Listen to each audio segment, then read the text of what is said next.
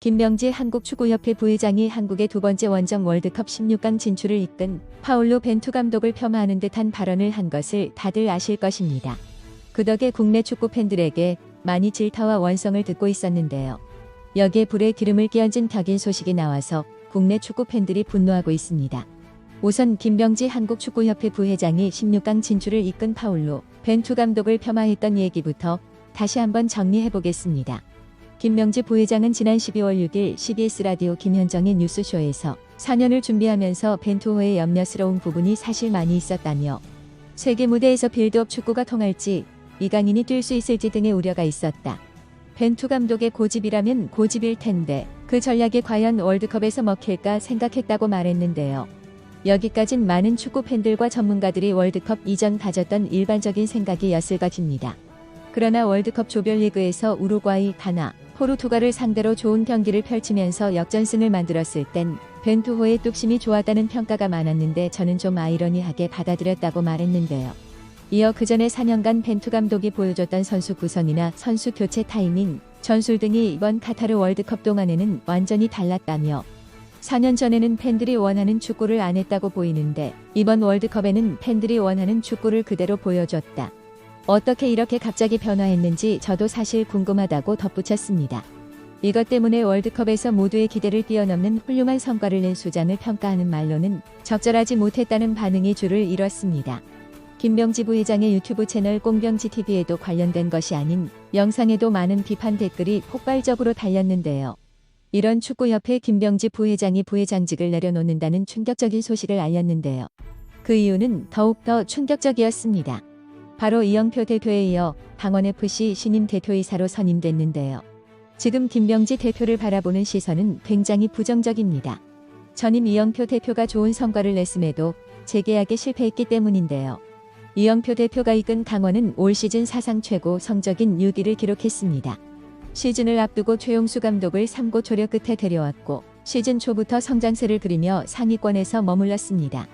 또한 적극적인 미디어 활동은 구단 홍보로도 자연스레 이어졌고 스폰서 유치, 유료 관중 확대 등으로 인해 강원은 올해 K리그 구단 운영 수익률 1위에 올랐는데요. 그렇게 2년 임기를 마친 이영표 전 대표와 재계약에 미온적인 구단의 태도에 이해가 가지 않았습니다.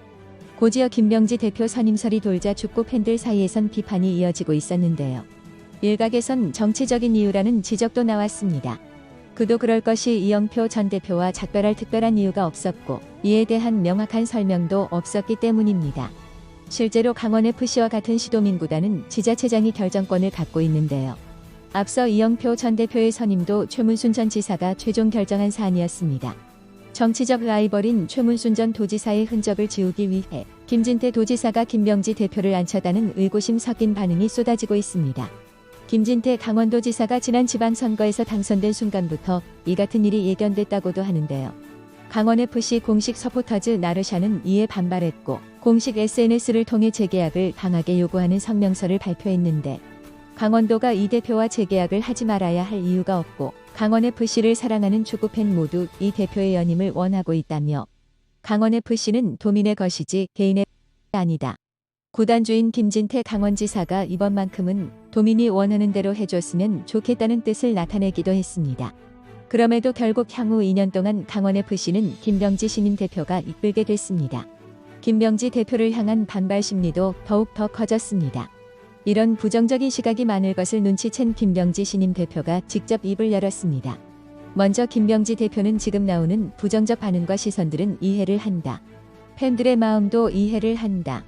이 대표가 워낙 잘했다. 그런 상황에서 나가는 분위기 때문에 그렇게 될 수 있다고 밝혔습니다. 그러면서 자신이 대표로 온 과정을 구구절절히 설명했는데요. 김명지 대표는 사실 축구협회 부회장직을 그만두고 이 대표를 도와주려 했다. 이 대표가 먼저 나에게 제안을 했다. 직책은 강원 테크니컬 디렉터였다.